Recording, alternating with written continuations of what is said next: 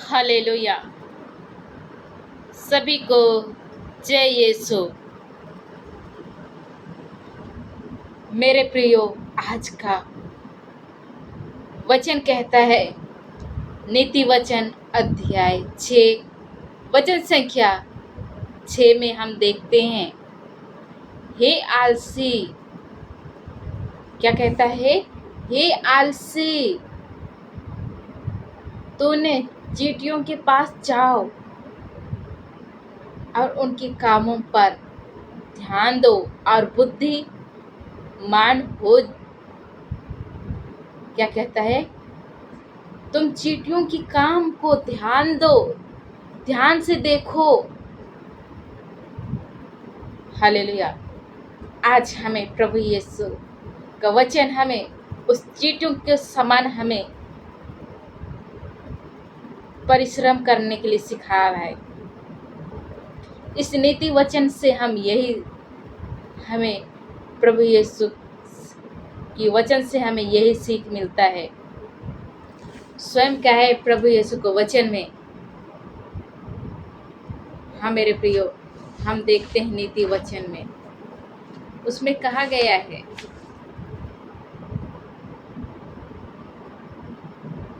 हे आलसी, चींटियों के पास जाओ, उसकी काम पर ध्यान और उससे बुद्धिमान हो। हालेलुया। तो मेरे प्रियो, हम चींटियों के पास जाओ और तो मेरे प्रियो, हम चींटी से भी हम बुद्धिमान हैं। तो मेरे प्रियो, आज प्रभु यीशु का वचन हम मेरे मेरे प्रिय भाई बहनों, आप कभी एक छोटी सी चींटी को देखा है? गौर से देखा ही है होगा कि उसने क्या करता है। ना ही उसके पास कोई प्रधान है और ना ही तो उसके पास अधिकार और न कोई गवाही। फिर भी वह क्या करता है? अपने समय पर खाना क्या करता है? इकट्ठा करता है। हालेलुया। वो क्या करता है? अपने समय पर दाना इकट्ठा करता है, खाना। सर्दियों की तैयारी या सर्दियों की तैयारी या गर्मियों में ही कर लेता है। हालेलुया।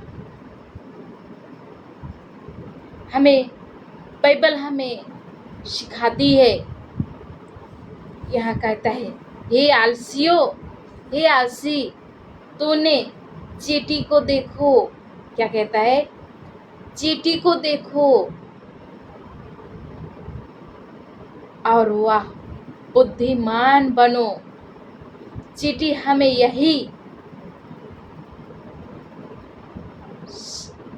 चींटी से हमें यही सीख मिलती है कि हमें चींटी के समान क्या करना चाहिए और अनुसरण ईश्वर की दृष्टि में हम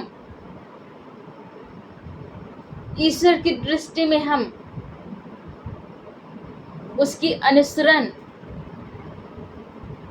अनुसरण ईश्वर की दृष्टि में हम कितने मूल्यवान हैं। क्या है? ईश्वर की दृष्टि में हम कितने मूल्यवान हैं। हालेलुया। वह नहीं तो आलसी होता है और ना ही किसी की प्रतीक्षा। चींटी कभी आलसी नहीं होता और ना ही वह किसी की प्रतीक्षा नहीं करता है। वह अपने कर्तव्य को समझता है, उसी प्रकार हमें भी उस चींटी के समान हमें भी किसी की प्रतीक्षा नहीं करना चाहिए। हम अपने कर्तव्य को समझना चाहिए कि हम प्रभु की अनुसरण, हम उसकी कितने मूल्यवान हैं। उस चींटी के समान हमें नहीं आलसी बनना चाहिए। हले अपने कर्तव्य समझना चाहिए, अपने समय पर वो क्या करता है और वो अपने समय का सदुपयोग करता है। हालेलुया। इसलिए मेरे प्रियो, हमें भी अपने समय पर सदुपयोग करना चाहिए। हमें समय पर प्रभु यीशु को समझना चाहिए। उसकी अनुसरण हम, उसके दृष्टि में हम कितने मूल्यवान हैं, उसको हमें समझना चाहिए। हालेलुया। वो कभी आलसी नहीं होता है। वो छोटी सी चींटी है, हम देखते हैं वे दिन भर मेहनत करता है। हालेलुया। वो सदुपयोग करता है। यीशु मसीह भी हमें यही सिखलाते हैं कि दिन रहते ही हमें अपने काम को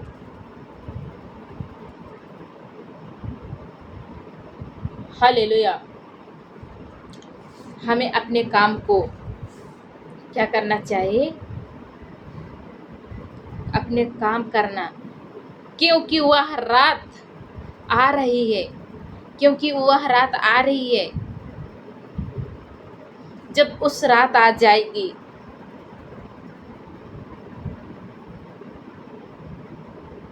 ना ही नौकर चौकर ना तो आए।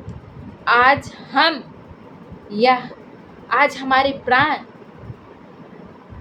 ले कि हमें अपने जीवन में आलस नहीं, परंतु परिश्रम को बनाना, परिश्रम को स्थान दिए गए हैं। जैसे एक चींटी ने अपने जीवन में उस परिश्रम को स्थान दिया है, वैसे ही हमें भी प्रभु की राज्य के लिए हमें क्या करना चाहिए? चलते रहना चाहिए। क्योंकि जब हम बीज बोते हैं, वही काटते हैं। जो बीज हम बोते हैं, वही बीज हम क्या करते हैं? काटते हैं। जब हम अच्छे बीज बोएंगे तो हम अच्छे ही काटेंगे। इसलिए मेरे प्रियो, हमें आलसी नहीं बनना चाहिए। हमें चींटी से यही सीख मिलता है कि हम प्रभु यीशु के साथ, उसके पास हमें आने के लिए थकना नहीं चाहिए। चींटी देखो, थक कर भी वो परिश्रम करते रहता है। उसी प्रकार हमें निराश, हताश होने पर भी हम प्रभु के अनुसार उसकी हम स्तुति करना चाहिए, उसकी अनुसरण करना चाहिए। उसकी दृष्टि में हम कितने मूल्यवान हैं, उसको हमें परखना चाहिए, हमें जानना चाहिए। अपने मन से नहीं, अपने हृदय से, अपने समय रहते हुए हम प्रभु यीशु को उसको टाइम दें। जब हमें न्याय के दिन आएगा, उस समय हमारी टाइम आएगा, उस समय हम कुछ नहीं कर सकते। इसलिए हमें जब चींटी अपने खाना इकट्ठा करती है, उसी प्रकार हमारे जीवन के लिए आनंद की बीज बोने के लिए हमें समय रहते ही हमें उसकी अनुसरण करना चाहिए, ताकि हम आनंद के बीज बो सकें हमारे परिवार में एवं हमारे जीवन में, ताकि हम अच्छे फसल काट सके, ताकि हमारे परिश्रम, ताकि हम अच्छे कर्म प्रभु की राज्य के लिए हम इकट्ठा कर सकें, हमारे न्याय के लिए हम इकट्ठा कर सके। जैसे चींटी ने अपने खाना सर्दियों के लिए इकट्ठा तैयार करती है, उसी प्रकार हमें भी न्याय के लिए प्रभु की राज्य में प्रवेश करने के लिए हमें तैयारी करना चाहिए, इकट्ठा करना चाहिए कि किसी की हम परेशानी को या किसी की मदद करके, जो नहीं जान पा रहा है अच्छी मार्ग को, उसके लिए हम उसको मार्गदर्शन दिखाना चाहिए। और जो हमें बीमार से लाचार हैं, पीड़ित है, उनके पास हमें जाना चाहिए, उन्हें विश्वास दिलाना चाहिए प्रभु के बारे में, उसके भरोसा एवं विश्वास के बारे में उनसे प्रभु के नाम लेकर उनसे हमें बातें करना चाहिए। स्वयं प्रभु यीशु का वचन में लिखा गया है, मैं जब बीमार था तो तुम मुझसे मिलने नहीं आए, जब मैं प्यासा था तो तुमने मुझे पानी नहीं दिया, जब मैं भूखा था तो तूने मुझे खाना नहीं खिलाया, जब नंगा था तो तूने मुझे नहीं पहनाया। जब हम उसकी भूख प्यास है, प्यासों को हमें क्या चाहिए? पिलाना, प्यास से। जब प्रभु के पास उनकी आशा, उस प्रभु की को जानने की प्यासे हैं, उनको प्रभु की प्रेम आनंद की प्यास को उनको हमें सिखाना चाहिए। उनको जानने के लिए, प्रभु को पहचानने के लिए उनके लिए हम क्या करना चाहिए? समझने के लिए, उनके मन परिवर्तन होने के लिए हमें प्रभु यीशु से उनके लिए हमें दुआ करना चाहिए। हालेलुया। स्वयं कहता है प्रभु यीशु, तुम एक दूसरे के लिए क्या करना चाहिए? प्रार्थना करना चाहिए। प्रभु यीशु के वचन में लिखा गया है, तुम एक दूसरे के लिए प्रार्थना करो। जैसे मैंने तुम्हें प्यार किया, उसी प्रकार तुम भी एक दूसरे से प्यार करो और उसके लिए प्रार्थना करो। हालेलुया। तो हमें, मेरे प्रियो, हमें एक दूसरे के लिए प्रार्थना करना चाहिए, एक दूसरे की परेशानी एवं उसकी